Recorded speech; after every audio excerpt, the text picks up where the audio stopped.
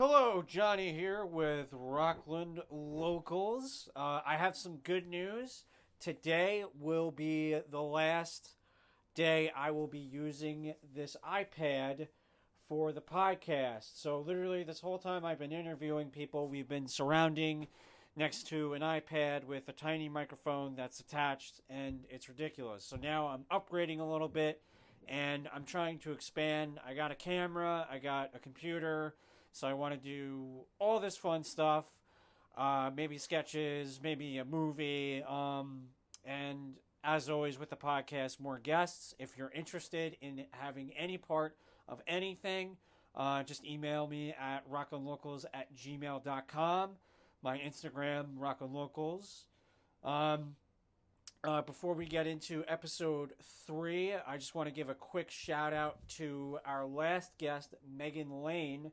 She actually won for Outstanding Actress in a Leading Play, in a leading role in a play for her show Disgraced, and this is the 2019 Onstage Theater Awards. So that's pretty cool. So this episode we're going to be talking to Jordan Freed, whose Instagram handle is jfreeze. JFREEEZE. It's a lot of E's and a lot of Z's and a lot of E's. Unfortunately, the thing he was promoting, the venue he was promoting at, something happened with them, so unfortunately he is not presenting his show at this particular venue. However, at Late Night Hump has sketches, schedules, and all other stuff that they'll be doing. So definitely check that out. And obviously check out his stuff for more information. Again, that's JFR 3E's ZE. And all that information is there. He also has a website, freezerburnt.com/s/shop. Freezer has 3 E's in it. Obviously, this is all on his Instagram, so definitely check all that nonsense out, and I'm pretty sure you'll hear his stuff pop in and pop out throughout the episode. So yeah, Jordan Freed is today's guest, and the episode is called Jordan Freed, No Advertisements. Let's do it!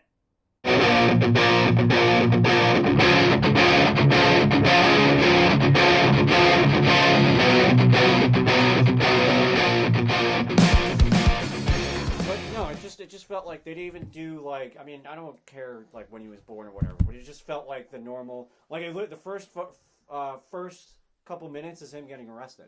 Oh, okay. So it's kind of like, they don't do any of with the killings, which is kind of cool. It's a little different. But they don't show any of the killings? No, they show one at the end. So they have video footage of the killings? No. It's Zac Efron. They're recreating. Oh, this is the Zac Efron one. Yeah, not the documentary. I was in the bathroom. Yeah. The important details of this conversation. They show Zac Efron actually killing people in real life? Yes, his High School Musical co-stars. Wow. I've never seen High School Musical, by the way.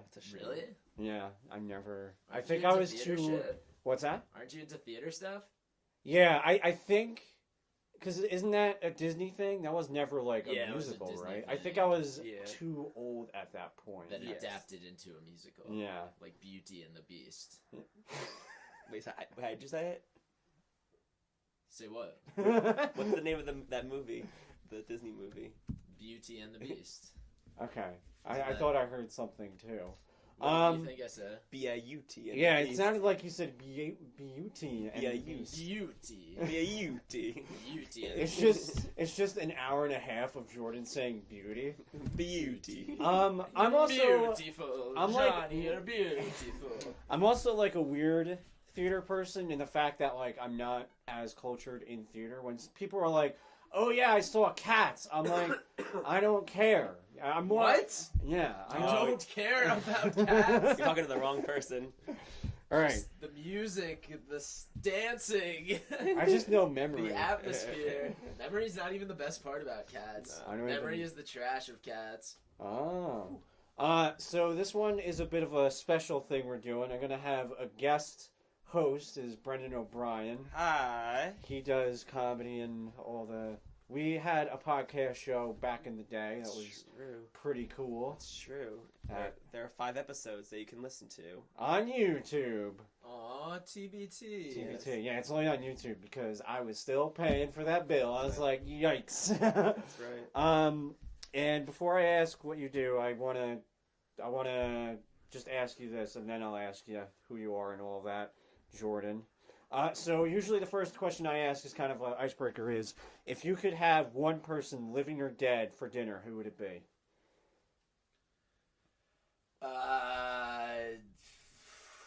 We'll go living Chance the Rapper. Chance the Rapper. Okay, Yeah. I literally have no idea who that is, so I can't put anything into this conversation. Why would you want to have dinner with him? I just think he's the most fascinating musician right now. Oh, yeah? I think he is somebody who did things capitalistically in the right way, kind of. I guess, like, with the exception of, like, being close to Obama, like, he did everything, like, independently. Like, it's not really his fault that, like, Rolling Stone picked up his mixtape and called it the best mixtape of the year, and, like, he blew to success. Like, his music is actually, I think, at par to, like, what he's doing, and then he also is just doing so much work in the community now that he has, like, all of this money and time to spend to do that and kind of give back. Cool, and, right like, on. make sure. Is he somebody that inspires your creativity? I think so a lot. Like, just like artistically, acid rap was one of the like pieces of art that influenced me the most. I think I listened to that during my freshman year of college, like at least once a day, whether it was pre-gaming in the dorms, playing Super Smash Brothers, or like Nice. on like a dark, like cloudy day. It was just the full range of emotions. And some of the things that he talked about, like, as a white dude, like, were new things to me. Yeah, and, like, yeah. culturally, shit that Chance would talk about were things that I was like, oh, wow, I really have to, like, take a different perspective on, like, how I see the world and, like, how I see people. And just in general, like, he is just such a creative rapper and lyricist. Cool. That it just inspires me to want to write and to want to make stuff. Yeah. Like, he made this mixtape that was inspired by an acid trip called Acid Rap when he was like maybe 17 or 18, and he made his first mixtape when he was suspended from school Cool. for 10 days for smoking weed like, across the street or something like that. Now, do you And he's like music? our age, he's like my age. Oh, also. really? Yeah. I he's literally like have 24 no or idea 25. who this is. Yeah, What he's song is he? superstar, Yeah. What song is he most known for? Ooh, what would you know? Because I take it you don't like hip hop, really, or at least I don't have anything Currently against it. hip-hop, I just don't yeah. actively listen to it, I guess is the Yeah. best way to put it. I listen to like 3 bands. After that, I'm like, enough. Mm. So, Oh, wait, you're a movie fan. Have you seen Slice? Slice. No, It's I have a- not. Like, horror film made by Really? a Chicago Crazy. filmmaker. Is it good? Austin No. Best. I don't know. I mean, it's like fun, and it's kind of like if you like bad movies, it's kind of good, but it's also not good. If you Is like it- bad It's just movies. very campy for a horror film. Yeah. It's Was just- it like a big, over like, the in top. theaters and all that? No, it was supposed to be though, right? But then It was distributed by A24. So Oh, okay. it's All right. not So legit. it's something. yeah, like Yeah. Zazie Beetz is in it. Oh, Zazie Beetz. Okay, Yeah. I know her. She's in Deadpool, right? Yeah, yeah, Yeah. And then who else? Is Paul Shear in that? What Yeah, I think so. Yeah. Was he in it? Yeah. It And, was weird. Yeah, it's about like a pizza delivery guy or pizza delivery people who are getting murdered, and there's like supernatural elements to it. I don't know. I think There's you creatures, there's beings. Yeah. there's That sounds like wolves, my kind of there's- movie. I'm not gonna lie. It Yeah, might no, be, you would but- like it. Yeah. Now, do you do music at all? I do musical improv. Okay. That's like the extent of music. Like I did musicals in high school. Yeah. I was never musical as a kid, and always kind of like didn't want to put in the work to be good. Yeah. At music, like I think I cared more about sports. Like when I was at a very transformative time for Mhm. music, like in middle school, I was like, I want to be a sports guy, as opposed to I want to be a music guy. Yeah. So I got into music in high school. Like, I just took a random, like, mixed chorus class. Cool. And the chorus teacher was basically like, oh, like, you gotta put some defense on it. And, like, he was, like, talking about it in sports metaphors and stuff like that. And I was like, oh, wow, cool. Speaking of High School Musical, Jordan is the real-life Troy Bolton. No, because I was not good at sports. I quit football to be in Cats. And then that's literally what happened. I auditioned for The Wedding Singer. He helped me prepare a piece. Oh, that's Shout cool. out Mr. Clark. And then I met a lot of theatrical people. Did you get a part in The Wedding Singer? I did. I was a casualty of love. I don't know that Which one. is, like, not in the movie, but oh, okay. it's I'm just, like somebody who's at a wedding who never finds their true love, basically. That's awesome, man. I was stood up by my date, and by my date, I mean my mom. That's awesome. What would you talk about? Is there anything that you would want to ask? About what? Chance the Rapper? Probably just... I don't really know, because, like, a lot of his public moves, like, just make sense to me. Like, I'm just like, cool, like, this guy, yes, he is very calculated, but, like, he has a lot of weight on his shoulder. He wants to actually do what's best for Chicago, it appears. From afar. Like, I don't know what it's actually like. Like, I've known people who have known him since, like, childhood. Wait, like actually known people, like a friend, or just? Yeah, like is he from around the area? No, he's from Chicago. But okay. While I was at college, I met some dude who knew him. Oh. And it's just like people have like partied with him and shit because he's like my age. So that's awesome. like, I knew people who have known him and been around him, and like some of them were like, "Oh yeah, like everybody's talking about him. Like he's gonna be huge. Like cool. Like whatever." Like there's a dude from my hometown, Gus Dapperton. Like, he's fucking huge. Am I allowed to curse? Yeah. Okay, cool. I love when people ask that, because this is probably the third time where someone goes like, yeah, whatever, fuck that. And they're like, am I allowed to curse? It's like, well, you did it already, so. That's every podcast ever. It's just like one huge curse, and then it's like, oh, wait, can I curse now? It's like, well, and it's always the big one. It's never like, oh, yeah, this person go to hell. Oh, can I? It's always like, yeah, that person is the worst MFer.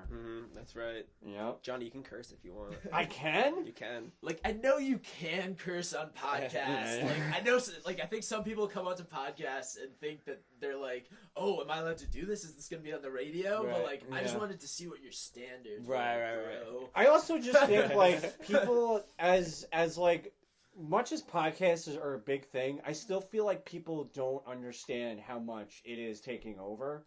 I do think that, like, when they go on these podcasts, like, oh, this is going to be like a radio show, so I probably can't, but essentially everything goes on a podcast. Just don't be an asshole. Right. There's tons of nudity on podcasts. Yeah. That's what people don't tell you. I've been on a couple of podcasts, and I've hosted a couple of podcasts.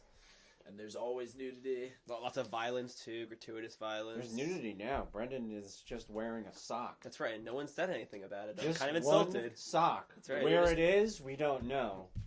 It's on his nose. I don't get it. All right, so basically we kind of got that out of the way. So tell us your name and kind of what you do and all that. I say all that a lot. I gotta stop doing that. All that. I'm Jordan Freed. Nice. I am a professional creator, no jobman, odd jobman, whatever you want to call it. I'm currently living in the gig economy of 2019. I consider myself by trade a comedian and filmmaker, and I guess that's all you really need to know about me right now. Cool. Is that it?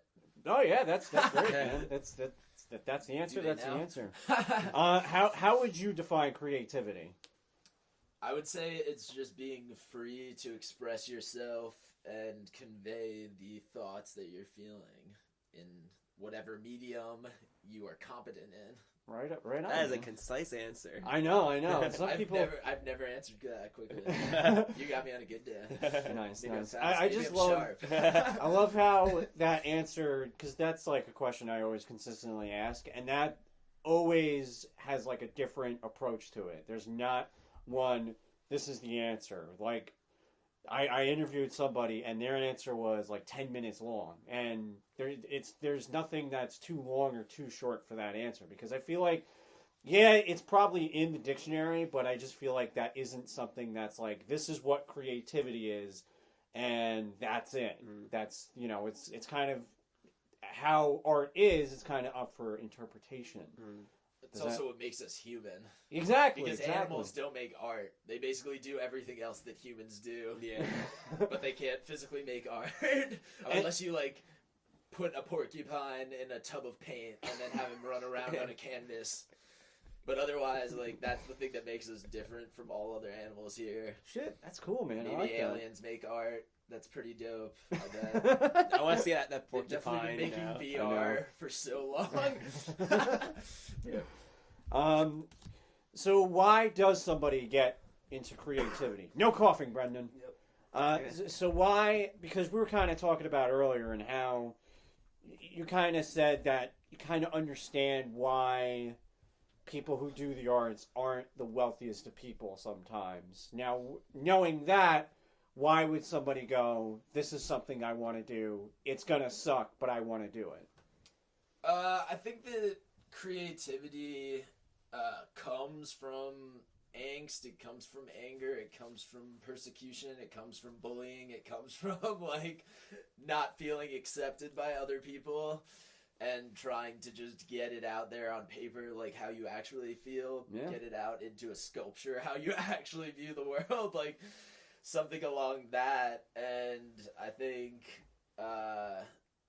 wait, oh my god, what was the question? That's my train of thought. Why does someone do creative? I mean, you're answering the question. And I just think that people in general, like, you don't do it for the money, because if you do it for the money, you're going to realize 2 years in that you don't make any money.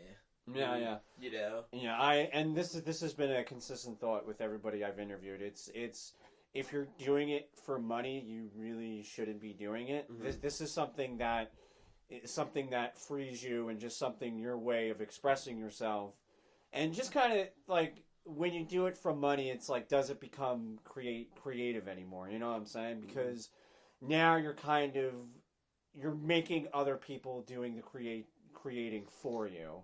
Like, this is kind of off the cuff, and I don't know how I feel, and this is such a stupid thing, but Say it. The fucking Sonic the Hedgehog trailer came in, and don't get me wrong, it looks awful. It looks, I had no issues with it. Yeah, I literally watched it and I was like, okay, cool, I'll see what it's like. Yeah. Jim Carrey's in it. Cool. I'll watch it. I don't know where. I mean, I think I just have a thing with, and I hope he doesn't listen to it, but if he listens to it, that's awesome. I think I just have a constant thing against Ben Schwartz. Yeah. I just don't. I don't get it. Like, he was in Parks and Recreation, and everybody loved his character. I was like, I don't like this character. But anyway, I just see him as that character. I do too. Like, what else was he in? He was in The Big Short. Was he? I think. Big Short. Why does that sound familiar? That's the one with Steve Adam Carell. McKay. Oh, I didn't see that. I can't imagine him in a serious role. Well, that movie isn't like, he played really a comical serious. role, I think. Oh, if I didn't remember see it, so there correctly. goes. He was like the Terum Killam to their 12 Years a Slave. Oh, Good. I'm Yes, saying, that's right. I saw it. Yeah. But as I was kind of going back to it, no one liked how Sonic looked, because he wasn't exactly video game accurate. He had teeth. Yeah, and I'm like, I mean, it's at the end of the day, it's a stupid little movie, so it's like, why not? But it's like, Jesus Christ, like relax, it's a video game movie. I think don't get me wrong, I love the memes and everything, but like, I kind of got like a little upset when they're like, oh yeah, I understand, you do have to listen to your fans a little bit, but I was kind of like, why did they have to sexualize him? He's a little sex man. They turned him into a little sex man for Hollywood. It's screwed up. It used to be an innocent child's game, and now he's hot. Same thing with Pikachu. Wait, how did they make him a sex man? They made Pikachu sexy. They had Ryan Reynolds voice him. That's true. Yeah. People are going to be listening to this, be like, I don't know what this is about anymore. A sex man. You got comedy people in here. We're not talking about arts. We're just gonna do comedy bits. That's pretty much it. Yeah, so I was like, when they're like, oh yeah, we're going to change it. Yeah. Oh, Yeah, I'm like, you know what? Just do your thing, man. And the thing that sucks is if people don't like the movie, they're going to shit all over the movie. They're not going to be like, you know what? It was kind of cool that they probably spent millions to change the design. They're going to, I don't know. I also think it's random that Gangsta's Paradise is the song. I feel like Ben Schwartz had something to do with that, I feel like. That's like a Ben Schwartz movie. When I was watching it, it made like the music went along with it, and then the lyrics came in, and that's when I was like, wait a minute, this doesn't really make any sense. I was like, this could be Amish Paradise. Right. Until the lyrics come in, it can always be Amish Paradise. But I just feel like Ben Schwartz was like, listen, I'll only be Sonic under the condition that Gangsta's Paradise is used in the trailer. I don't care how Sonic looks. I don't care how much money I made. Just put Gangsta's Paradise. And they're like, sure. There's standards, man. When you're being creative, you have certain standards. That's true.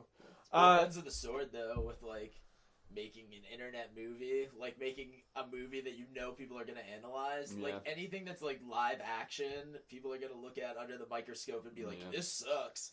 Like, you spent millions and millions of dollars, probably billions of dollars on this film, and if you don't make a good film, you are an idiot. Like, I have a follow-up question to Johnny's question. Have you ever started doing anything for creative reasons, and then once you got into it, you realized that you stayed in it because of financial reasons? I wish that was the case, honestly. Like, that's just every job I've ever had. Like, I would never work a job. I would just do comedy full time, which, like, there have been portions of my life, like, right now, I'm kind of, like, doing it with production aspects full time, like, literally. Like, I'm spending 40 hours a week with my mind consumed with it, at least, if not 60 hours a week. Like, on my computer, like, creating events, like, editing footage, actually rehearsing, like, writing when I get around to it. Like, I don't even have time to live and write at times. But I think, in general, like, any job that's paid well, I've been doing it because it pays well, and any job that doesn't pay well, I've been doing it because I'm like, oh, this is a more tolerable job. Like, that's kind of been the situations. Like, how much am I willing to exploit myself for a better, like, life experience, kind of? Yeah. That's, like, the situation that it comes to. Like, I was commuting an hour-ish to Stamford every morning, and I had to, like, leave at 5 a.m. in order to beat the traffic on I-87, and it was just 9 hours of, like, looking at a screen and, like, marking footage, and, like, it made me go insane, and it made my health deteriorate, because I was literally just like, okay, I gotta get up immediately. I'm not sleeping at all because I'm, like, also doing stuff at night because I want to be a comedian also. And, like, the job was paying super well. And, like, if I had, like, a child, I could do that job. Like, if I had to support a family, like, I would stay in that job and suck it up and, become a producer and whatever, like, follow it out and, like, be in reality TV. But, like, at this point in my life, I'm not willing to, like, give up the idea that I'm more of an entertainer, I'm more of a performer, I'm more of a creator, I'm more of a producer. But, like, I guess it was good to see it from that perspective. Like, I don't want people to think, like, oh, this guy's a PA, this guy's just PAing all the time. I want people to be like, oh, this guy literally is doing comedy all the time. And, like, when they see my comedy, they're like, oh, it reflects, like, the timing is on, this guy is on most of the times that we see him perform. Yeah, no, it's, I just stress about, I mean, I'm definitely not, because I have my job, because I'm just like, oh, I need money and all that, but I can't even imagine just going, like, I'm not going to do this anymore because it is wrecking me, and I just need to do my creative thing. So I really do give props to you, man, because that's a scary plunge, and it's,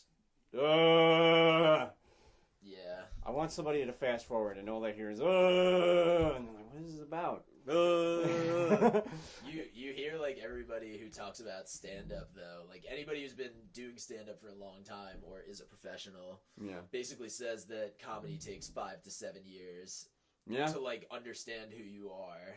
And like figure out what your voice is and figure out like what your comedic presence is on stage. And like I started when I was like, I literally started like a day or two before I turned 16, I think, or before I turned 17, like I think were the talent show auditions.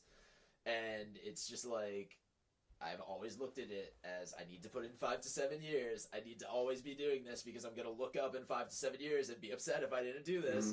And like, I'm going to be upset if I'm not good in 5 to 7 years. And like, I definitely was feeling that a little bit like after the 5 years where I was like, oh shit, like, am I doing enough work? Have I done enough work? Am I where I need to be? And I think now, like at 7 years, I'm like, oh yeah, like I know exactly who I am as an artist and like what I want to do and like where I want to be. So, and I just feel like, I mean, I'm not a stand-up comedian, so I'm just kind of saying this from what I think, but even this is actually legit the anniversary of my doing stand-up yesterday. Oh shit! Happy anniversary! That's awesome. May 3rd was 7 years. Oh, May 3rd. That's Wild. where May 3rd is the year. The talent show. But even I just feel like they're giving you kind of like a time, I guess. But even after that, I mean, if you just keep doing what you're doing, I mean, as shitty as it would be, you could be discovered when you're 60 years old. You know, and that's kind of like the beauty of creativity. I mean, some of it's hard because, unfortunately, the world that we live in, some of it is about how you look. Like, no one wants to see a starting out rock band that's full of, like, 90-year-old people, you know? Yeah. Sometimes. I think if they're, like, really good, but if they're just some, like, oh, yeah, we do covers, and we're good, I guess. But even somebody who's 16 who, like, gets lucky. Yeah. Like, they've been practicing their whole life in ways that, like, we can't even see. Like, they are, like, babies and children, like, performing and making their parents laugh and making faces, you know? Like, it's the stuff that, like, you put in the 10,000 hours, like, all the time. Everything you do makes you who you are as a employee, worker, artist, creative, whatever. So you talked about your voice in stand-up comedy, and I always just kind of thought about this. How do you maintain your own voice? Because I feel like with comedy, most of the time you're probably watching other people to see what they do, maybe take some notes, even like, you know, Robin Williams and all the famous comedians. How do you maintain that I gotta be me, I gotta have my own voice? Because I feel like it's so much easier, even by accident, just to start, not necessarily doing their comedy, but like just kind of having their own mannerisms or how they tell jokes. Like Mitch Hedberg is probably one of the easiest people to go like telling a joke, like Mitch Hedberg. You know what I'm saying? Like, how do you maintain that this is my comedy, this is my brand, I'm Jordan Freed? Well, like, you brought up Mitch Hedberg, which is somebody who's definitely influenced my comedy, and, like, as I was getting into comedy was somebody I watched a lot, as, like, how do you do comedy? Like, what is the model for being a comedian? It, like, shocked me when I found out he was dead. Like, when I was discovering him, I was just like, oh my god, this is the most sad thing ever. Like, I was, like, excited for his new album. George, like, Mitch Hedberg tickets. And it's like, oh my gosh, he died like 10 years before this or whatever, or like 8 years, 7 years ago. And I was like, what? Middle school me or like early high school me is like, what? But it's just taken a lot of time because like when I started out, people really wanted me to be deadpan. Yeah. Well, like when I started out, I literally had no like comic persona. It was just like me flat out going up on stage and just saying things. Yeah. That's probably what most people do. That's probably and like it was fine, but like everybody kind of gets sing-songy if you don't like work on your persona. Like you get very theatrical and like iambic pentameter and like you don't sound natural on stage if you don't have like a persona that's authentic to you. And then, I don't know, I did my first show, and that was just, like, what it was, and then I started doing open mics, and literally nobody would laugh. Yeah. Like, I would be in there, and nobody would give me the time of day, And then it took, like, being heckled and me, like, responding to a heckler to, like, get my first laughs. Like, those were the first laughs I got, were responding to hecklers. And, like, then after that, I was like, oh, people want to see me be mean because I'm, like, this cute little 17-year-old kid who's in bars. So then I, like, kind of adopted, like, Anthony Jeselnik type jokes, like Daniel Tosh type jokes. I was just trying to be as offensive as possible because that was, like, what was selling. Like, Obama was just elected. And, like, had been, like, our president for a while. So, like, to me, like, it was like, oh, cool, like, we live in a great society and, like, we can say whatever we want because, like, people understand that, like, we're moving in the right direction. Things are getting better for people. And, like, shit like that. And then, like, I quickly realized that, like, when I went to college and, like, was around people from different backgrounds that, like, stuff wasn't okay for everybody and, like, racism was still alive everywhere. Like, there was tons of racism in my hometown that I overlooked. There was tons of racism all around me that I just, like, shrugged off. And, like, having people of color, like, exhaustedly tell me, as they've had to tell every white person in their life who they actually give a shit about. Or, like, the same thing with queer people in my life, the same thing with women in my life. Like, it's just, like, those lessons that you get told where you're like, oh, shit, I don't have any idea what you've lived, and, like, I can only just understand that you've lived a different life than me, and that's the case with everybody. Even, like, a white dude in Iowa, like, the same thing. I don't know what he's lived. I don't know how much his dad beat him as a kid. Like, I don't know this. I don't know that.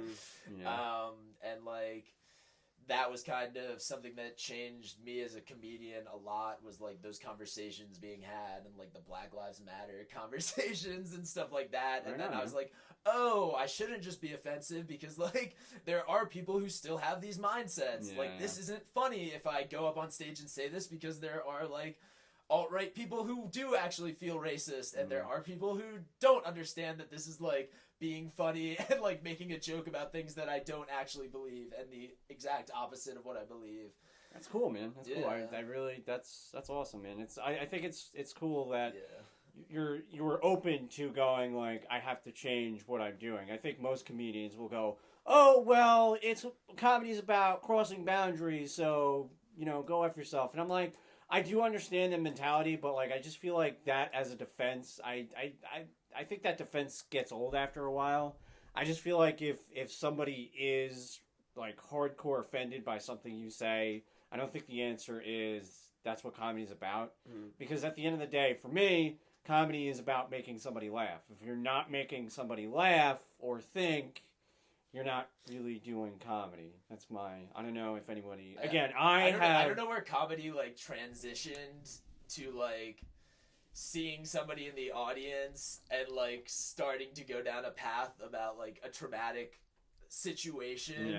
And then, like, if somebody has that in their past and they get uncomfortable and want to leave and can't see humor in it, that you're like, no, you're an idiot. Why aren't you laughing? Why do you think that's offensive? Like, you're really gonna do that to somebody who's been, like, traumatized in the past? You are a fucking comedian. Your job is to make people feel good. When did it become we're trying to make people feel uncomfortable and that's good comedy?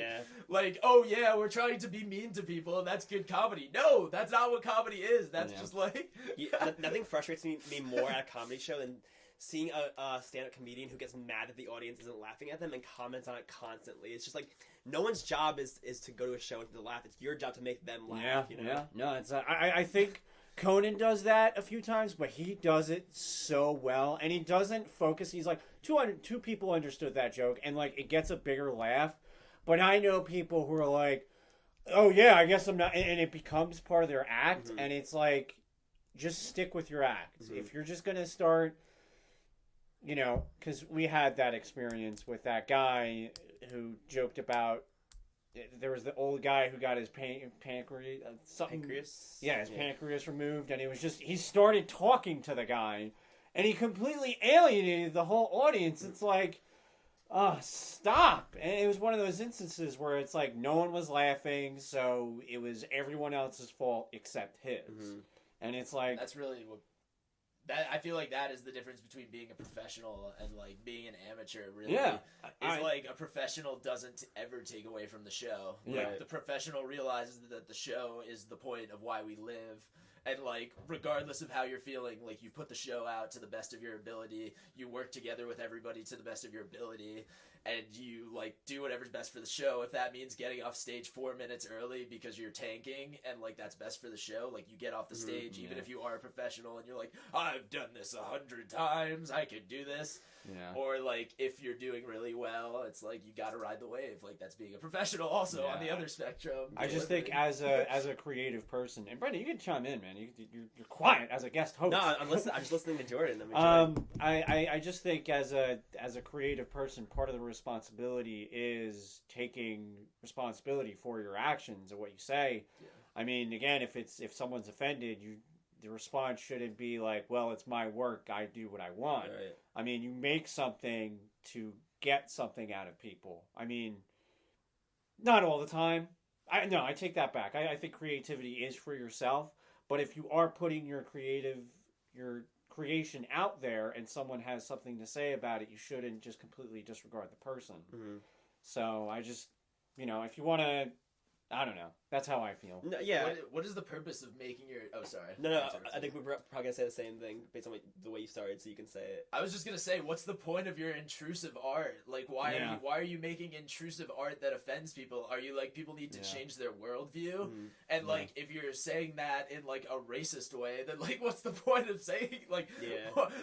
Why are you, like, going down this wormhole so hard that you're trying to, like... Oh, wait, no, I'm just a nihilist. I'm going to go on stage and I'm just going to offend people and be weird. And it's like, cool, but like, some people go to comedy with the pretense of like, I want to feel good. I want to laugh and have a good time. I want to forget about the crappy things in my life. And like, move on and have a drink with my friends. At the end of the day, like comedy, like a couple things. Comedy does not live in a bubble, and you have to like acknowledge that like, if you really want to just like tell jokes to nobody and just for yourself, you can just like stand in your bedroom and just tell jokes. But at the end of the day, you're going to a show to tell jokes to people so they can enjoy it. But also at the end of the day, I think a lot of times there are comics who get so wrapped up in developing the comedy that they do forget that it is about having a good time and about people coming out and forgetting about like the crappy things in the world. And I have a question off of this for you, Jordan. Have there been times that you can recount where you became aware that your ego was getting in the way of your comedy and you had to kind of check that, or anything of that nature? Oh, all the time. Like, I'd say so less now. Well, I'd say it's like a different like conflict with my ego and comedy now. But like in the past, I was like very stubborn about a lot of things. Especially with like the political correctness thing and like stuff like that, which like I feel like I have an interesting perspective on it now as far as comedians go, where I'm like, I understand why political correctness is like important, and like I don't think it should be called political correctness. I think it should just be called being considerate to other human beings, and then like not make it a political thing because people hate politics. But then like, also, I believe in free speech, and like you can say whatever you want, but like I don't think you should be deceptive about what you're selling. You know, like if you want to like, I think there are places for like offensive comedy. I just think like, like if you're going to an Anthony Jeselnik show, that is what you're getting. Like I don't want to see Anthony Jeselnik at like a bad Anthony Jeselnik at an open mic. That's terrible. It's just like a guy being racist. That's the really terrible thing is I feel like people who are just starting out and do offensive comedy, they just say offensive things. When Anthony Jeselnik is offensive, he's smart. And it's one of those things, it's like, that's offensive, but I can't help to think that your delivery, how it was written, it was just intelligent. I know people were like, that Tulane education. I need to network. Anthony Jeselnik, if you're looking, give me a job. If you're listening, give me a job. Yo, let me tell you, if Anthony Jeselnik listens to this, hey man. And Jordan, you could probably talk more about this, but the thing I think the difference between someone like Anthony Jeselnik and just like Anthony Jeselnik ripoffs is that when Anthony Jeselnik probably goes to try out jokes, there probably are like really offensive and not necessarily smart when he first tries them out. But there's a lot of comics who don't learn from their mistakes, and they don't learn at open mics. Like they'll go out there and they'll do jokes that are offensive, and they don't realize the part that's not working about it, and they keep that part in it, and then they don't adjust and change based on the reaction of the audience. Would you agree or disagree? Oh, 100%. Like, I've run open mics. I've worked the bar at open mics. Like, you just hear people, like, you hear open mic comedians. I've heard open mic comedians from the Hudson Valley. I've heard open mic comedians from New York City. I've heard open mic comedians from New Orleans. I've heard, like, open mic comedians from all over talk. And it's just, like, the shitty comics are the ones who blame the audience and say, oh, they don't get it, I don't get it. And, like, I used to be that way with a lot of stuff, but, like, that's just being a bad artist if the audience doesn't get the feel that you want, and, like, there's nothing else that can be said about it. Like, yes, there is the intention that you tried, but then you're just not a good artist if you didn't do your intention, and that's just a bad piece of art. If, like, you don't like what it came out to be, you know? You know, and there's not much else to it. Like, people make good art and people make bad art, you know, and people make a lot of bad art before they make good art, and there's a lot of bad art among good art for professionals, you know. Oh yeah, man. Is that the question? Yeah, that was the question. I like how Jordan checks if his opinion is the right answer. I'm, like, too crazy in my daily life. Like, I don't have short-term memory anymore. Like, I just lose it so quickly, which is bad for improvising, because I, like, literally am losing memory as it's happening, and I need to hold things in my head, and they come up, and I'm like, I just don't know.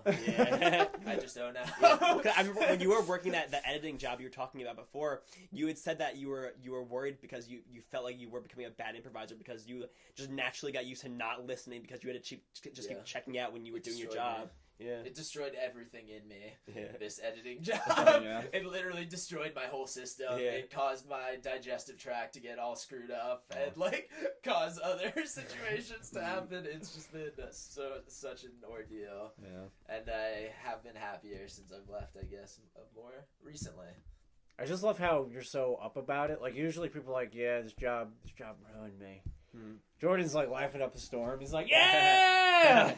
What was, like, a job that ruined me but paid me really well? There you go. Like, I did the out. unpopular thing by quitting the good-paying job. Yeah. So, like, and, like, nobody's gonna give me a pat on the back for, like, quitting a job that pays me well. Like, they're gonna be like, just suck it up. You know, like, that's the hardest thing about it is, like, talking about it, because people are kind of like, oh, like, I wish I could just quit my job. And it's like, I'm sorry. Like, I don't know. Like, I work hard at this and I want to do this, and, like, I'm making an investment in my life. It's like grad school, it's whatever. Like, I'm just gonna focus on it so that I get good and do it, because somebody has to do it. Somebody will get paid to be a filmmaker, someone will get paid to be a comedian, somebody will get paid to be an actor. I just want to be one of those people who gets paid.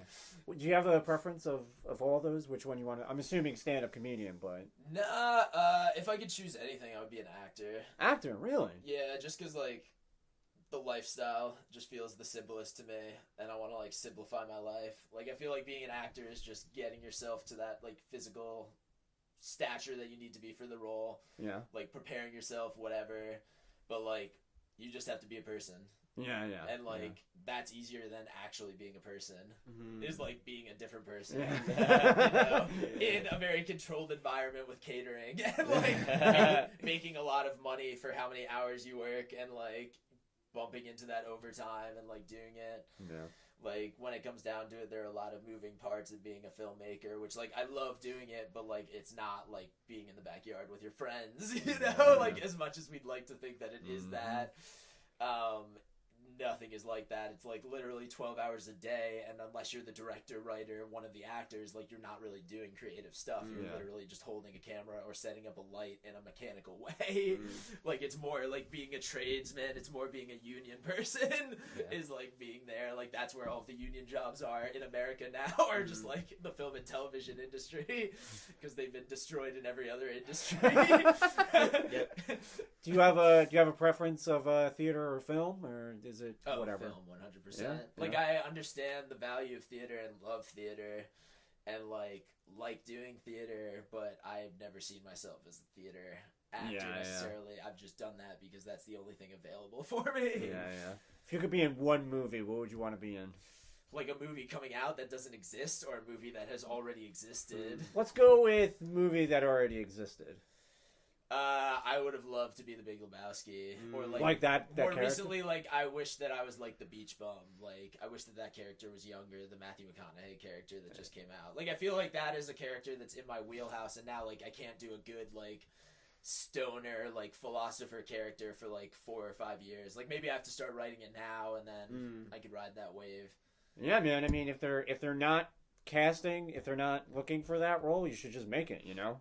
Yeah, exactly. So. Well, yeah, but like you don't want to overdo something like that, especially True. like pot's about to be legal, so it's about to be overdone. Like the Today Show is gonna start doing weed stuff. Wait, like that's true? ABC is gonna start doing like they're just gonna start having it on like morning shows and shit. Like once it's legal, like weed's not gonna be cool anymore. Yeah.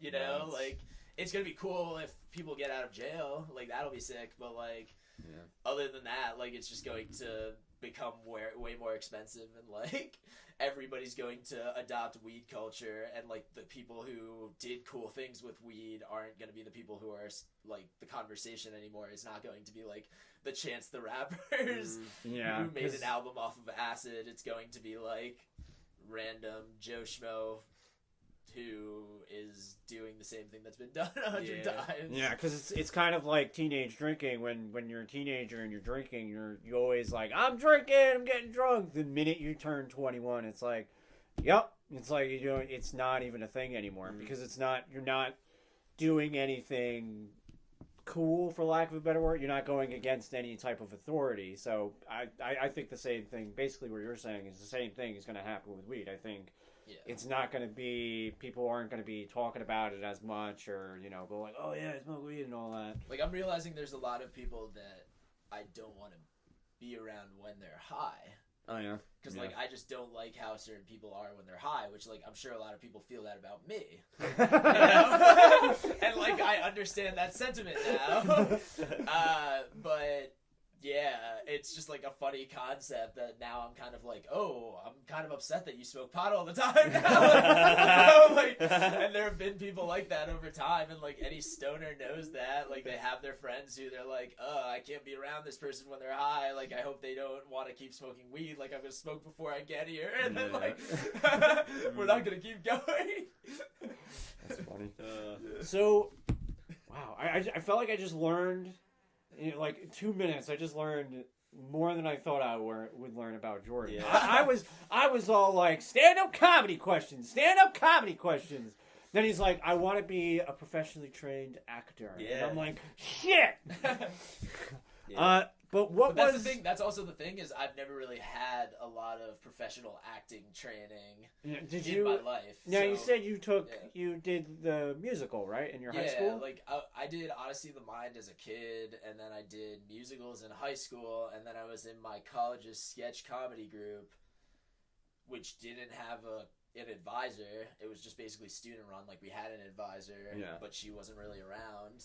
And then I took one acting class. And I do improv with Maria Vale. And that is literally the only acting, like, I have ever been taught. Everything else has just been natural, and, like, a lot of my acting I've learned from being on stage. So, like, I think of myself as, like, oh, I could jump into any comic role, and I'll be like, cool, yeah, like, that's easy for me. But, like, I think I could be a really good dramatic actor. I just haven't gotten the opportunities to do that because I haven't taken acting seriously, you know? I've just been like, I'm gonna be funny and just do stand-up, the easiest thing. I'm just gonna get up on a stage and say the things that I wrote.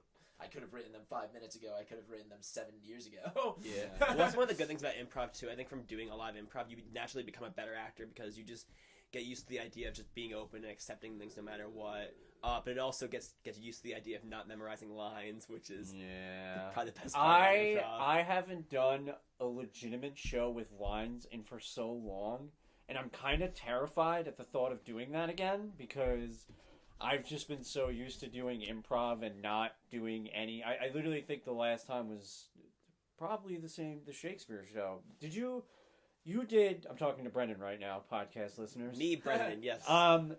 You did Broadway Bound. That was after Shakespeare, right? It was after a Shakespeare. But, like, after your last Shakespeare, right? No, because my last Shakespeare I did was McBee. Yeah. So that was the last time, and that was how many years ago? 5, maybe? Yeah. The thing that I can't stand about what people say about improv is, because I've heard this so many times and it frustrates me so much, is people don't look at improv as acting. Because they think everyone just rolled their eyes collectively. Because it seems, as a person just watching, not knowing anything about improv, it just looks like people just going on stage and playing games. Mm-hmm. But there's so much to improv that I think if people who are like, good oh improv yeah, is acting. Right, yes, right. yes, that's what we should say. Yes, because like cheesy improv that is just like about the games and about the gimmicks of the game is not good. That's not good acting. But like long form is acting. Yeah, you're literally being another person. Yeah, I just think because I think the aspect of the fact that it's not scripted, people kind of go like, oh well, it's not scripted, so it's not. I remember I was trying to promote Improv Club, and this kid was like, oh, you don't have to know to act. I'm like, you're out of this club now, bro. That is a lie. You are acting. Yeah. So that's one thing that there's also just been a lack of respect for improv, just like historically, whether it's just like that where people just like think it's BS and it's not like legitimate theater, but also because there's a long history of improvisers not getting paid. And I think that like if we're going like, talking about like the idea of getting paid and doing things for creativity, like you don't have to get paid in order to do creative things, but there is like a legitimacy sometimes when you to get paid to do things, and just like most improvisers don't get paid anything, and like had just accepted that just because they're like, oh, it's exposure and that's just the way it is. That probably like lends a hand to why people feel that way about improv.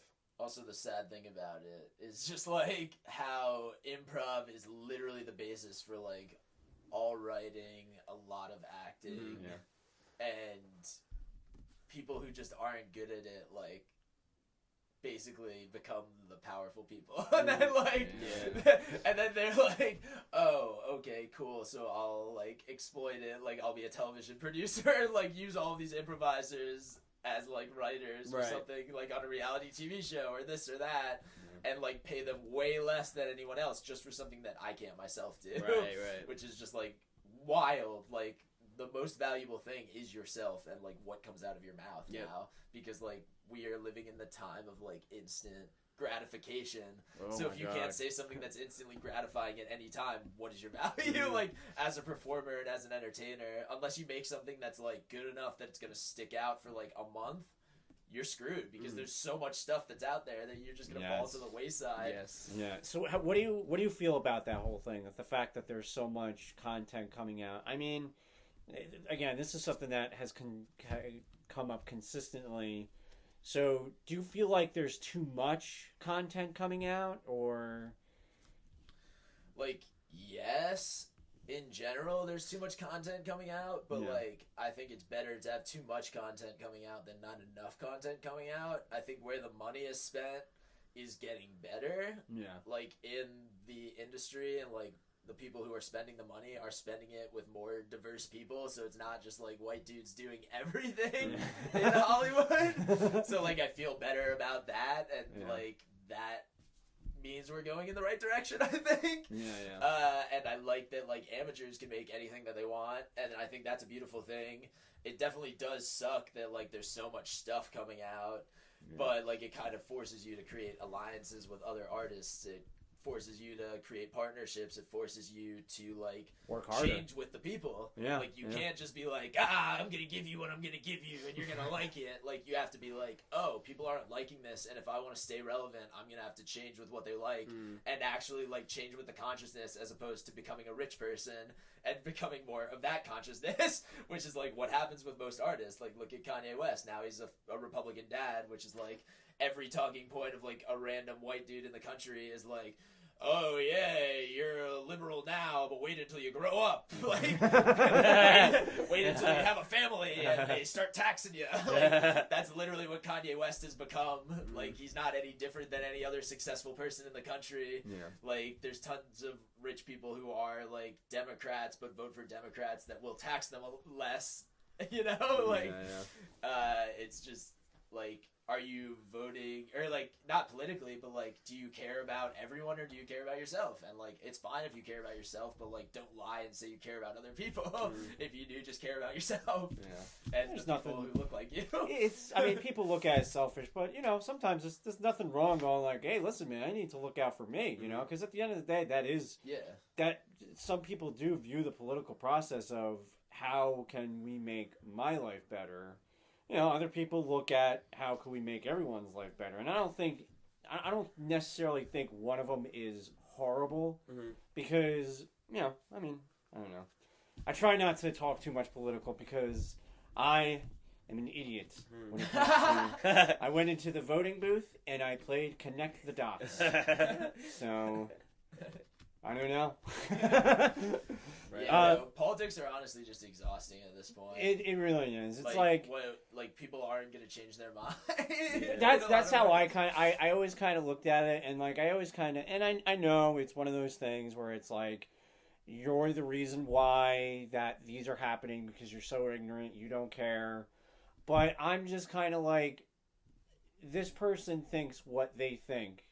No matter how much I'm going to say, oh, what about this? What about this? What about this? They're not going to change their mind. Right. I just think that's the thing with the internet as a whole, unfortunately, is people will try to make your opinion wrong.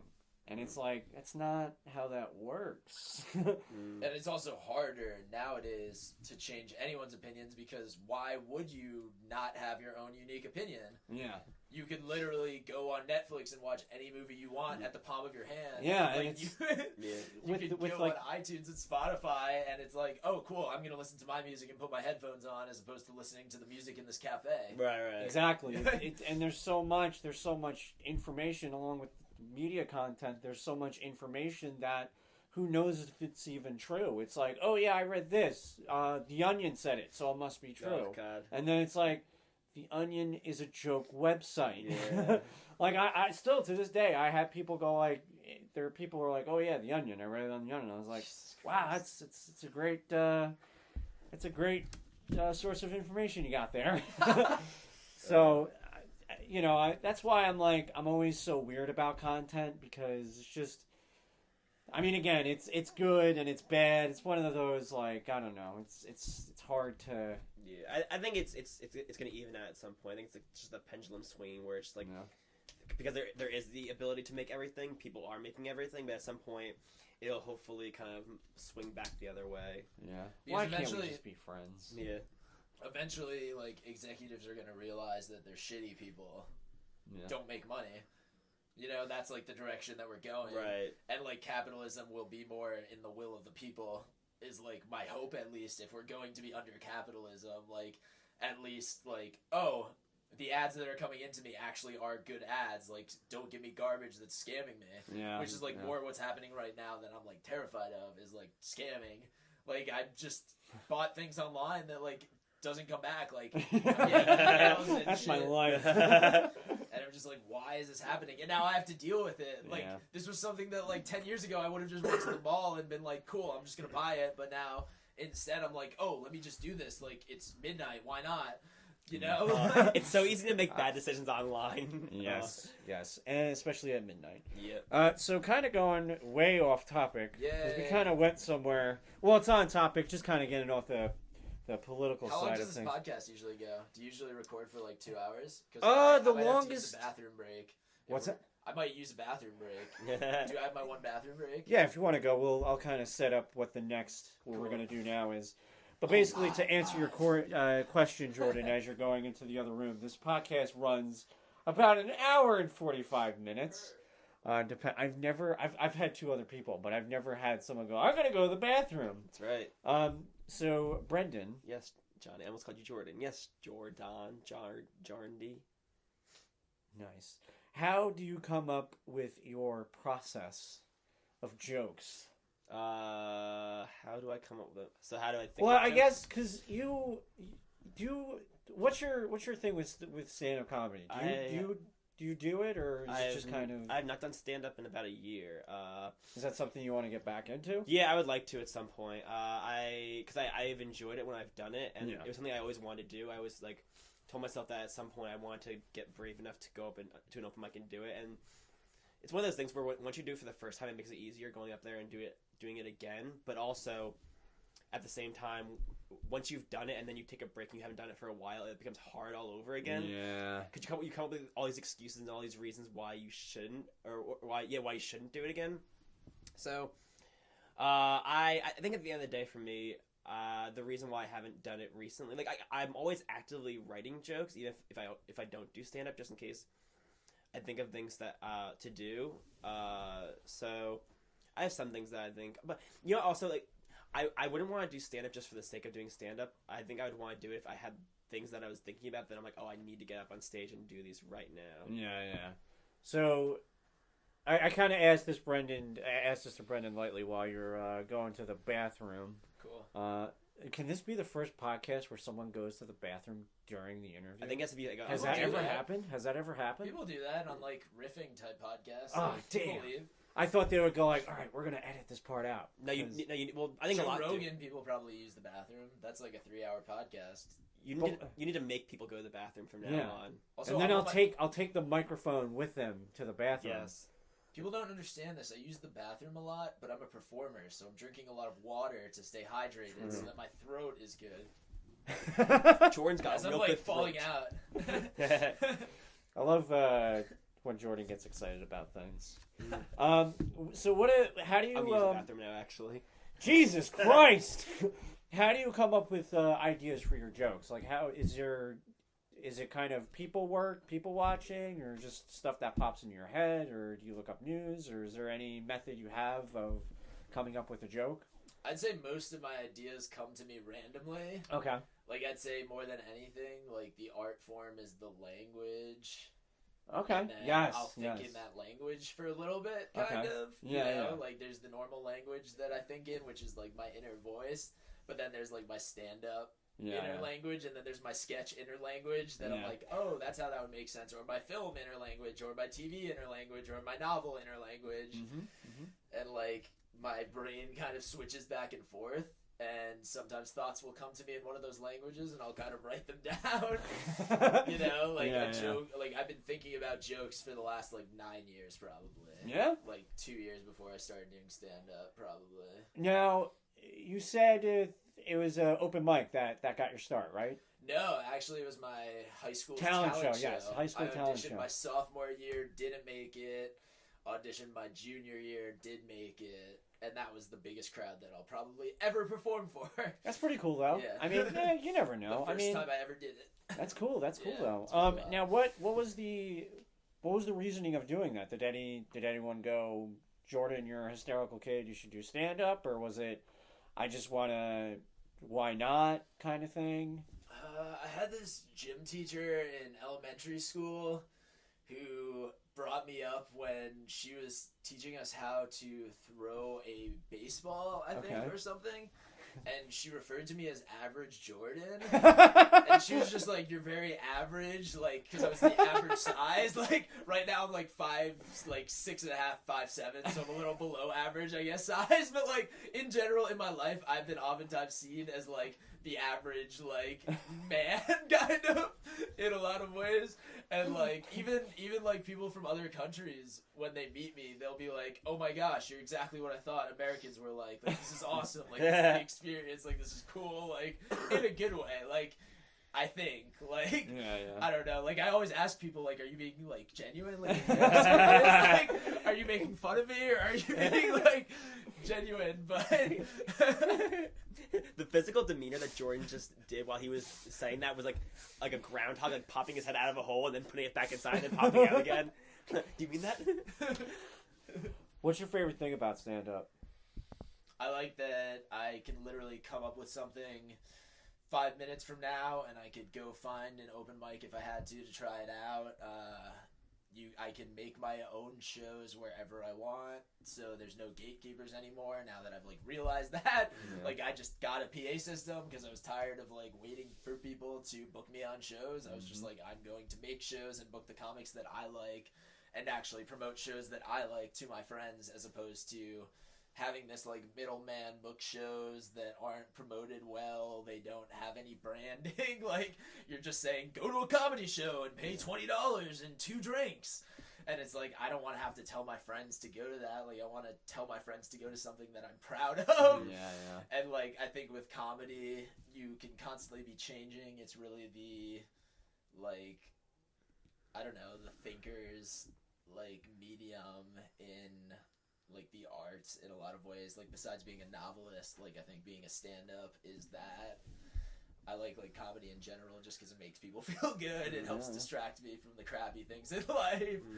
Like, if I'm not doing well in life, it's because I'm not laughing a lot. It's because I'm not feeling funny, or maybe the 2 first things cause the not feeling funny thing. And then I don't like write as much because I'm just like, like, I am down. Like, it gets me to that point, you know? Yeah. What do you think is one of the most important things about comedy as a whole? I think you're always there for the people. I think you're always trying to make something new and make something special, because comedy in its essence is about the surprise. I think a lot of people are fine with doing the same thing over and over again for comedy, and like, I don't think that's what comedy is. Like, Jerry Seinfeld, like, he's a great joke writer. He's cool. Like, I think his specials are amazing. Whatever. He's very successful. His show is very successful. Whatever. But, like, the fact that he just does the same jokes for so long, I'm just like, that's not comedy. Like, you're not surprising people anymore. Like, you're just doing the same thing over and over again. Like, why are you just playing the hits? Like, unless you're playing the hits in a different way, like, you're doing, like, a Fish-esque jam, like, give them something new, you know? I don't want to hear this again. Well, what did you have anything to... Oh, no. What's the scariest thing about stand-up, in your opinion? Just the failure aspects of it, and disapproval. People being offended because, like, I don't want to hurt people when I go up on stage. Like, I don't go up there trying to be an asshole when I do stand-up, when I write anything. Like, I write things because I'm trying to get feelings out of me that I'm feeling, and, like, perspectives that I see in the world around me that I'm trying to put through, like, an art form or something. Like, it's usually just me trying to process things in my life, me trying to process ideas that are around me. And, like, if that hurts somebody, then I don't want that to be out in the world, you know? Like, So I think just, like, you can't please everyone all of the time, but I try to please most of the people most of the time. And hope to do that as an artist, because, like, that's what it's about. It's about showing people. Yeah, I love that answer, because I agree with that. I think George Carlin did it really awesome, is just because you said you want to changing the perspective of things. And I just think comedy is such a great way to do that, because I feel like people understand things more if they laugh at it. It's, you know, because he had this whole thing about voting, and I never really thought of it that way. He's basically saying that it's the people's fault for voting that we get shitty politicians or whatever. So my perspective on voting was changed. So I completely agree with the whole... I love that answer. 10 points. You know, we were talking about before about how... 10 points! One of the hard things about politics is that you know that people are not going to change their mind. Points. how like no matter how much you say your opinion at someone, they already have their opinion about it. It's almost like when you do things for comedic effect, laughing kind of like tears that barrier down, and like that shield down of, I'm not going to listen to your ideas, I'm not going to change my ideas. So when you start laughing, you're more receptive to your ideas. Yeah. And you're almost like, that was funny, I want to hear more. Give me more of your crazy ideas, you crazy man. That's George Carlin. Crazy man. You crazy man. He was a crazy man, George Carlin. He's a sex man. He was a Yeah, what was that, Jordan? Sonic is a sex man. That's my quote of the day. I'm not gonna forget that. Yeah, no, that's oh. They just made Sonic sexy. I don't know why that was an unpopular opinion. At what point in the trailer were you watching and going like, ooh, Sonic? But they gave him teeth. They like tried to make him a human being. Is that the part they tried to make him be like, yeah, what's up? Like I'm around. Like, what's up? Do you think teeth are sexy? Generally, like, not to discriminate against people who don't have teeth, but What happened? What about I'm bad attracted to teeth? What about like straight up terrible teeth? Like I haven't brushed my teeth in 80 years. Teeth. Is that an admission? Or that's just sanitary. Like, I just think unsanitary things are gross. I will admit that I had a bad streak of not brushing my teeth very recently. I won't talk about how recently, but it was a good couple of days. I'm actually proud. I've gotten pretty good. I brushed my teeth twice. Rock on. Yeah. Are you a flosser? Today? Don't. You brushed your teeth twice today? No. I brushed my teeth. Folks, it's only noon. Yeah, I know. This guy is on top of his life. I'll tell you. He's had 2 meals already and he's brushed his teeth twice. I don't know if I'm on top of my life. Domino's is always on the menu, and that probably is not doing good things for my body. Quit now before it's too late. It's too late. I ate pizza for every meal. I'm going to go to the doctor. The doctor's going to retire because of how much I'm going to owe him. I have a note on my phone that's like, pizza costs $1 a slice. You need 3 meals a day. Multiply this by 365. I could eat all the food I need for the year for like $4,000. And just eat pizza for every meal. Just have one slice like every 5 hours. Yes. You're going to become a regular. It's pizza time. Pizza time. I lived by some pretty good pizza places in New York that were like walking distance. So I would be like, oh, I'm just doing my laundry. Time for a slice of pizza. Yeah, actually, you know, if you're getting pizza around here, it probably isn't $1. Like, you can get like dollar slices in the city, but like around here, if you want to get even a plain slice, it's probably like $2.50, something like that. So basically what you're doing right now is shitting on Jordan's dreams. I'm just trying to keep Jordan from eating pizza for every meal. Oh yeah, no, you can't do it in suffering. That's why I get like deluxe slices, because I'm just like, okay, this is like paying for a meal. Right. I'm just gonna get like vegetables on it or like chicken, so that I'm getting some protein. Right. So what, I've asked this pre-interview, but I'm asking it during interview. What's Late Night Hump? Yo, you haven't asked it during the interview yet. I asked it previously. Yeah, you did. I'm a liar. I actually know what it is, but they don't. Yes. Well, they will know when it comes What out. is Late Night but, Hump? but basically... Late Night Hump.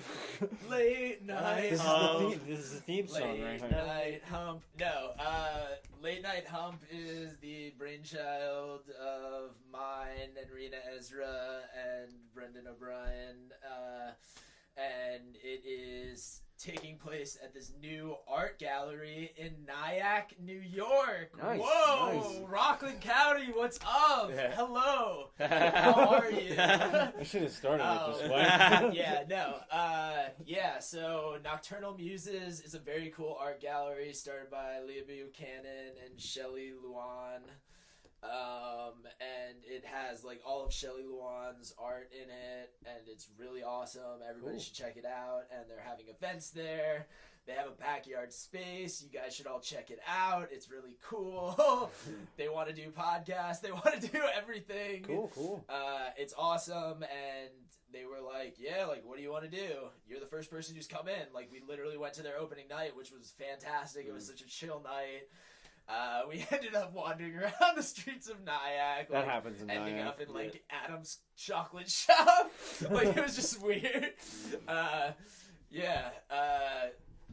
It's a very fun town. I like hanging out there. I've always known about olives, and it's, like, good to be branching out to, like, other places. It's good that there's new places coming in that, like, I could feel connected to. Yeah. So we have this show on Wednesday nights. That's why it's called Late Night Hump, although it is going to be very sensual. I fucking realized that. Yeah, well, I paid too much attention to the camel. I was Right. like, camels, yes, he has a hump. I just put that together now. Because we didn't know that the show was going to be called, and we literally just sat in a room for about like 15 minutes, just like saying words until something stuck. We're like, all right. Isn't that how it always works? Yeah, but we were like committed to like not leaving until we had the idea. Yeah.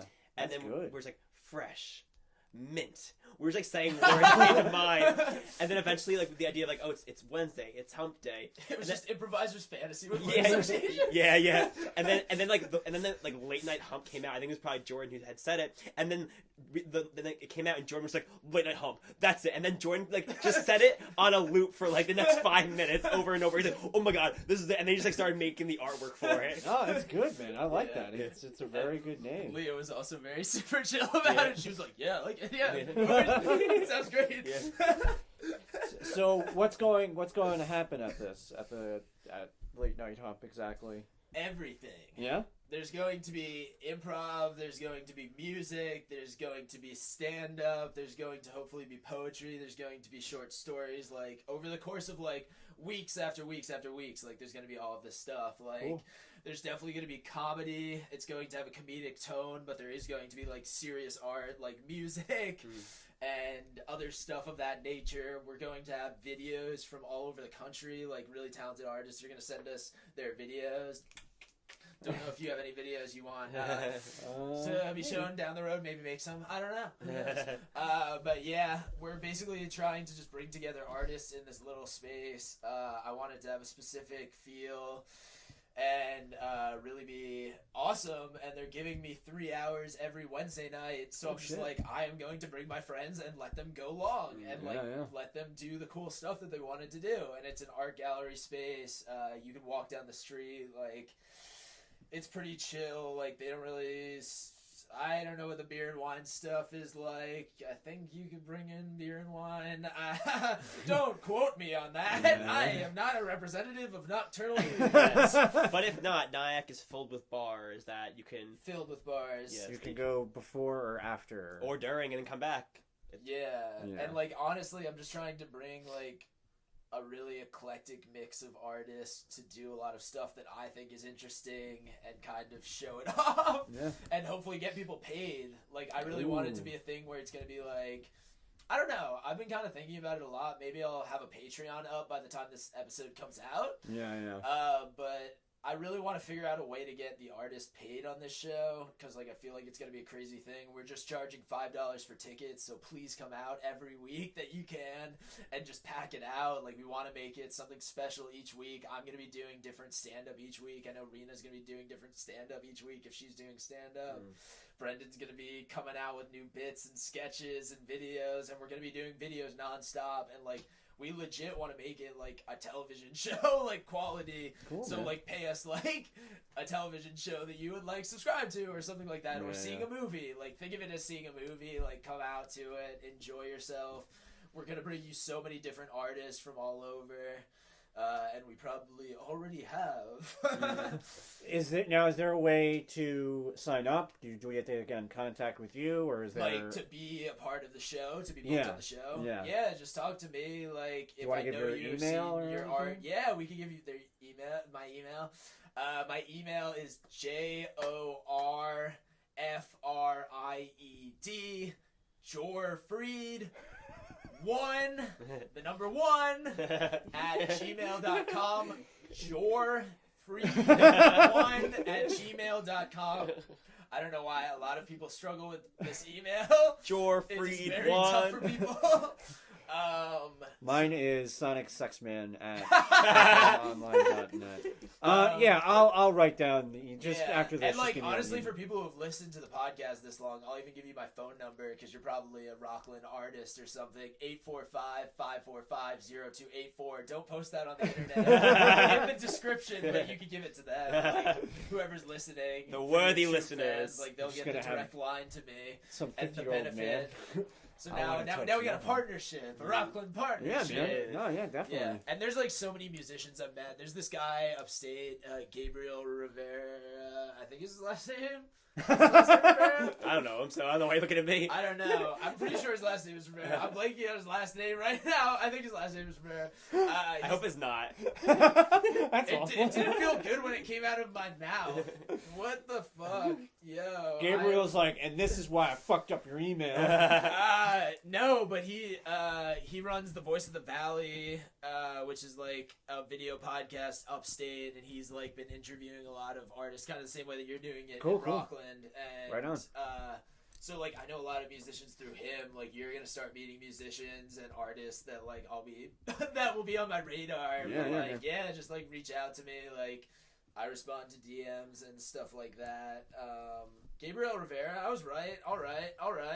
Sometimes, like, you see something on the internet so much that you don't know if you're saying it the right way when it comes out of your mouth. Like, I feel this way with so many names. Yeah. And, like, some people don't try to introduce themselves to you because they're like, oh, I know you already. Right. We're Facebook friends. We We know each other. I don't need to yeah. introduce myself, but it's like, no, how do I pronounce your name? I found out the other day that Bert Piper, who's a mutual friend of all of ours, it took him, like, I think he said, like, 6 months before he realized that my name was not O'Brendan. He legitimately thought my name was O'Brendan for 6 months of us being friends. Yikes. Yeah.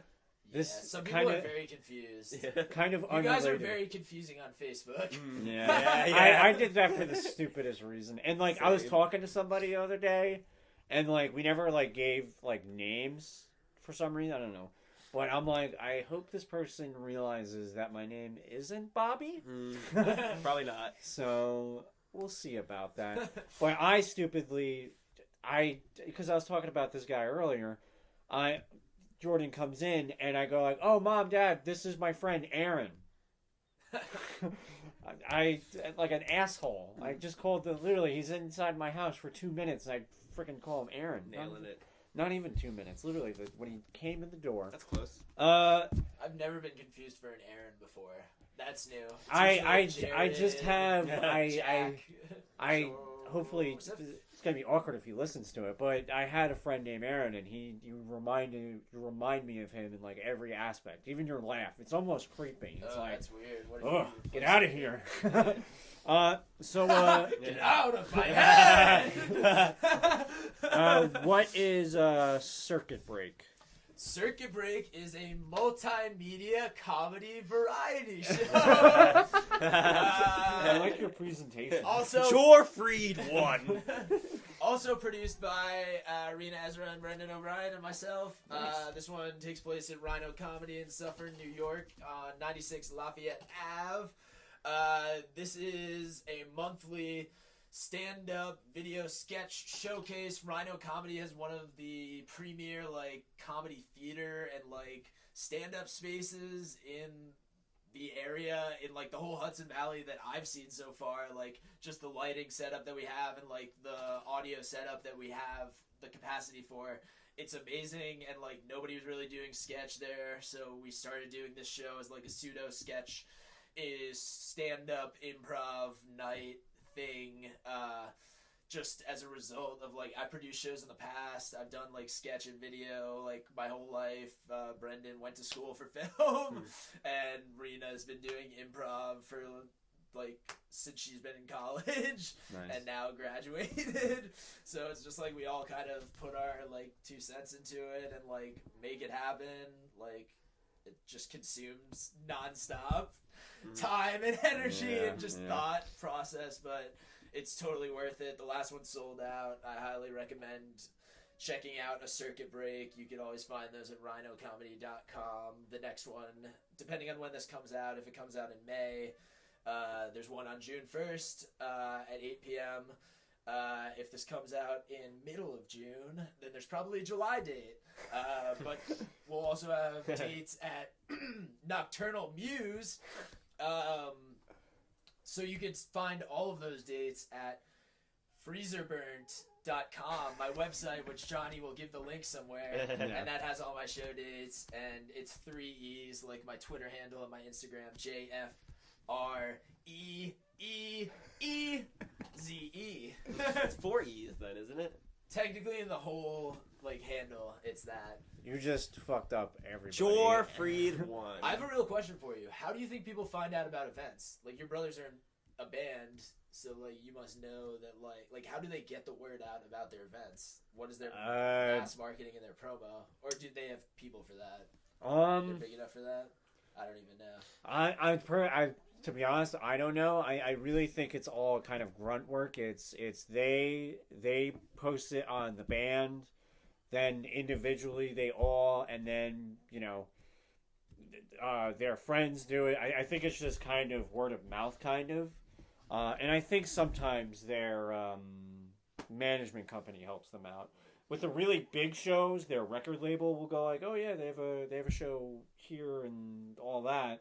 But yeah, I mean, I don't know what you guys do, but it's mostly, for the most part, it's social media. Yeah. So it's just hard though sometimes, because it's like oh, I have an event this day, and then 2 minutes later the Star Wars trailer comes out. It's like, who cares? Yeah. Yeah. So also, there's so many sponsored things on all of these websites, so you Yeah. have to like put in money, or else it's not going to be put in front of eyeballs. yeah, and I'm like, I did that for like a couple things, and sometimes I'm like, is it worth it? Because like I see that it shows like who's seen it, but I'm like, it's great that people are seeing it, but are they doing anything with Right. it? If you just see that someone posted something, that's great, but if they just go like, I see this, I'm not going to do anything. Yeah. Though. It's kind of a wasted effort. That's my one lesson as an artist. Is like, if somebody ever produces a packed out show, like you stick with, like you find them, like Yeah. and you No, like, see yeah, what yeah. they're doing, and you ask them every question that you can. Like the people who have like guided me along the ways with like producing shows have like helped me so much. Like just like the people I met at college, in like my sketch comedy group, and like the people before me who like created the models that like I have learned how to produce shows through, like Yeah, yeah. Julia Deloys and like Doug Kimiotek and like Anna Rajo Miller and like these people who were like the upperclassmen when I got into the sketch group that was like just starting. Like they taught me how to do this stuff. Yeah, And it was just like, oh, plug and play, let's do it. Like you Yeah. get people in a room and you do the thing. And I'm like very grateful, but like definitely stick to the people who get it done, and Yeah. like put yourself around people who get the stuff done. Yeah. Absolutely. I think you can't underestimate the power of a good poster sometimes too, or a good Yeah. flyer. Yeah. Because like we were talking about before, if like Oh, wait, also Jake Ely and Tim Edwards. Sorry for not shouting out everybody. who's that? Those are two other people who were like the founders of the sketch group, Oh, or weird. like early members of the sketch group. Weird. They were like sharpening their knives until Jordan said their name. And he's like, all right, cool, we're good. I hope that happens, because that means they're listening. That's right. But that's one of the things I learned is that like I've been a part of Really talented improvisers. shows in college where flyers were made like very crappily that like had no merit behind them, and I think people didn't come to see those shows. Like me personally, I used to make posters with Microsoft Paint. So like, so I've You been. did go to college a while ago, though. What? It's not like that. Well, that was crazy. like after college though too. Like Oh, that it was like last year. yeah, after yeah, college. yeah. It was That was- yesterday. Yeah, because I have like very little skills with when it comes to like editing, so it was just like, all right, I just need like words on this picture. Microsoft Paint, you got it. But when you see a poster that just like looks clean and looks well produced, it just adds that much more legitimacy to whatever show it's hyping up. So make good flyers, make good posters, make good videos. It's so weird also how like I've just played around with Photoshop and just gotten better and better with so many things and just What do you learned use cheats. for Photoshop? I like literally have the Adobe Suite and use Photoshop. Oh, isn't that like the hardcore? That's the one, isn't that? Well, I use that for video editing too. So I use like the Premiere. I Yeah. use Photoshop. I do my website like with the HTML through Dreamweaver. So like I try to use all the apps so that it's like worth the money a little bit more. So and like this is what I want to do. So I'm like, why would I not get like an all-encompassing thing to do everything? Yeah. And like, yeah, I don't know. I'm trying to get down into some other projects that will probably be coming out around the time that this. Yeah, I have to figure out Yeah. all the kinks and all that to get this out. Hopefully it comes out sooner than later. I still have to post Megan Lane's episode as well. So either June, May, late May, September. No. Next year. But yeah, hopefully sometime soon. But we should have some publications also coming out that I Yeah. have been or will be making in Adobe Suite. So it's like cool. Yeah. This is literally going to be everything that makes me money in the next year. Hopefully. Yeah, just follow all of Jordan's stuff. He'll take you to the promised land. Please follow me on Twitter and Instagram. If you do anything, just do that. Yeah. I'll start posting funny things again on Twitter and Instagram. I like took a break. I was like sad. He And I was posts just, like, only in promo dramatic mode. stuff. Yep. Yeah. It's him crying. I want to be more than my promotion, you know? Yeah. I want to have a life outside of comedy. Help me. Be my friend. Invite me to gallivant through your hometown. I'll be taking a tour of your hometown very soon. Invite me. Hometown. Hit me up on my phone number. Take me on a weird But I'm night. not repeating. Inspire me. I'll be your Jack Kerouac. Who's your favorite comedian? Of all time? Yeah. Mitch Hedberg. Yeah? Yeah, we already talked about him. That's cool, man. Or That's Zach Galifianakis, like, live at the Purple Onion is my favorite thing. Cool. That's actually so weird because I was talking to Mitch Hedberg the other day, and I was just like, I wonder. That's where the kind of question kind of came up. I'm watching, like, I wonder if Jordan likes Mitch Hedberg. Wait, did you say you were talking to Mitch Hedberg the other day? I was talking to Mitch Hedberg the other day. I was like, Mitchy, does Jordan Freed like you? Wait, did you even talk to a dead Mitch Hedberg? What do you think, Brendan? I think yes. Moving on. What would be for you the ultimate variety show? Like a poster comes out, and you're like, I cannot miss this show. What would be the ultimate? Whether it's they have certain guests or they just have a certain thing, or you have to plan the ultimate variety show, and you want some big wig to come. What would you? How would you set that up? Who would you have? Like, I'm, like, pitching a variety show? Yeah. What do you mean? And And I have access to anyone? Like, Yes, I'm just like, you have- hello, I have this idea. Yeah, you can, I'm pitching... and you have $1 billion at your disposal. I'm pitching, like, an Obama variety show. Like, literally with, like, Chance the Rapper, like, on that, like, production, like, making music, just being, like, the co-host, like, band leader. Like, that would be sick. I would watch that. I think that would be cool. Like, have the Broad City ladies write for it and, like, be, like, sketch characters on it, because I bet they have a lot of sketch stuff and, like, movie acting that's in them now that they don't have to be those characters. And, like, I'm trying to think who else. Like, you have to put, like, Hannibal Buress on this. Like, Yeah. you have to put, like... Also, they're just, like... There are people I know personally who, if I, like, was in a legitimate situation and it wasn't fantasy world where I could get, like, Barack Obama and, like, LeBron James, like... God, this would be the craziest show. I'm just, like, you could literally just make... Like, everybody wants to see them act. Like, like famous people, like... Just, like, put together writers with, like, great actors and artists. Like, I want to see musicians act more. I think that's fun. Because they have, like, a rhythm. Like, if they're singers or rappers, like, they have a good way of, like, speaking and an interesting way of speaking. Like, just because that's what you have to do is you have to be interesting if you want people to listen to your music. Yeah. No, it's true, man. Also, I feel like everything that Obama's about to make is going to be fire. Is this Barack Obama the president? Yeah. Yeah. What is he doing? He has a deal with Netflix, I think. Yeah, he has a Netflix deal. Really? Yeah. I had no idea. And, like, him and Michelle, they're going to be producing a bunch of stuff. Oh, you're like talking like I had no. I was like, what is he doing? Oh, that's cool. Do you have anything else you want to plug or anything? Yeah, just in general, if you're listening to this and you have, like, any use for me, please hit me up. I'm, like, a freelancer. I want to do my own projects, but I like to work with other artists. So hit me up if you have any projects that we could mutually work with. If you want to pay me to do stuff, please hit me up. Because, like, I want to make art for people or, like, whatever they need. If it's a commercial, if it's, like, video work for you, if you want me to write something. I don't know. Yeah. Just check me out on social media, and if you follow me on social media, come out to the shows. Like, I'm trying to make all of these shows fun for you, and that's why I do it. So come out and see them, because, like, most of them are pretty affordable. Like, the most expensive show that I'll do, like, around here is probably, like, $15, and those are rare. Like, most of the shows that I'm doing, like, Late Night Hump is just $5. Yeah. Like, just come out to Nyack, just get off your couch, like, let's all fight our depression and, like, watch some comedy. That should be the listen to music. tagline. This hump day, fight your depression. Do you have any questions, Brendion? Just keep on being a sex man. That's all I gotta say. Sex man. So what I like to do at the end is I like to have the guest come up with the name of the episode. So what would you like the name? Oh. This is cool. Yeah. I don't know. shit. The first one's Imagine Dragons. Yeah. What is Megan Lane's called?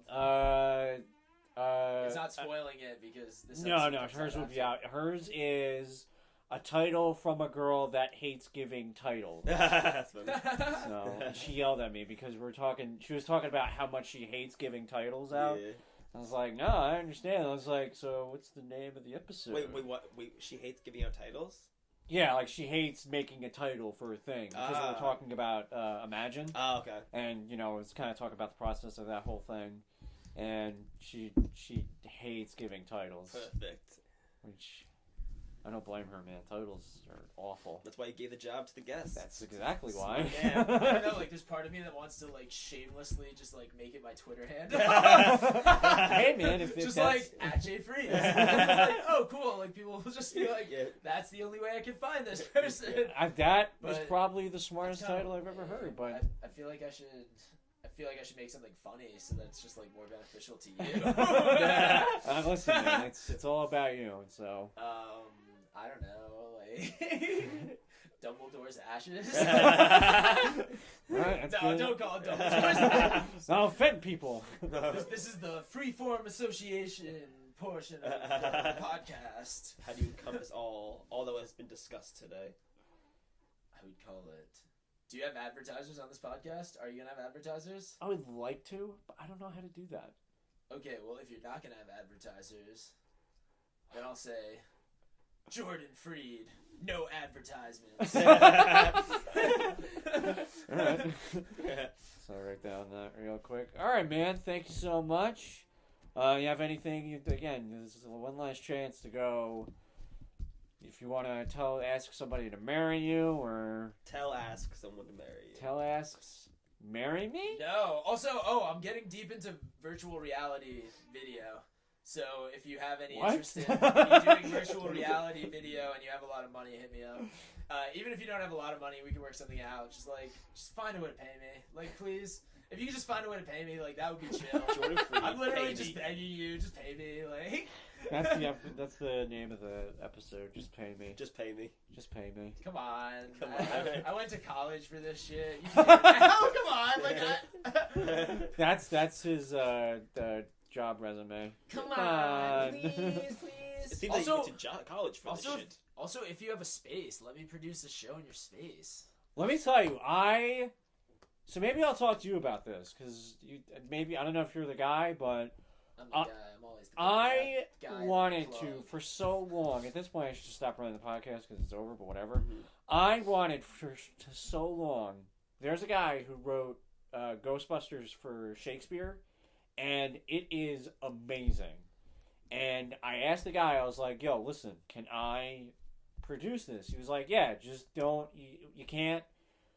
It has to be a read through. It can't be like a legitimate production." And you can't charge. I'm like, all right, fine. But finding a space is a bastard. Mm. And like, Nocturnal Muse, they would have that. yeah. I mean, I don't mind paying for the space. No, you probably they would get it to you for pretty cheap. Yeah. But yeah, man. Wait, how long is it? It's like literally 2 hours, 3 hours. Yeah, you got to think it's Shakespeare with Ghostbusters, so kind of do a rough estimate of the Ghostbusters. That's definitely the place for it. Yeah. So it's such a 'Cause cool. it's not even big enough to sell tickets, really. Like, Yeah. like honestly, with Late Night Hump, we're just trying to get people coming in and out. But I don't know how much of an income flow we'll have from tickets, so I'm trying to go outside to sponsors or something. Yeah. And be more of a businessman with it. Nice. Ideally, it would be cool if we're literally packed to the brim and we're getting people out the back so that we can fit more people in, and then Right. it's oh cool, we've had 200 people come through over Yeah. the course of 3 hours, which will be 5 hours by then because we'll have stand up and Right, storytelling into the night, because they don't care, they want it to be a late night thing, they just want it to not be officially too late so that their neighbors don't get mad. But I think most nights we're gonna have late night comedy and late night storytelling and earlier music, and it's more bumping. Gotcha. It should be cool. All right, man. Well, This was awesome. Thank you so much. Thank you, man. Thank you. So, pardon my.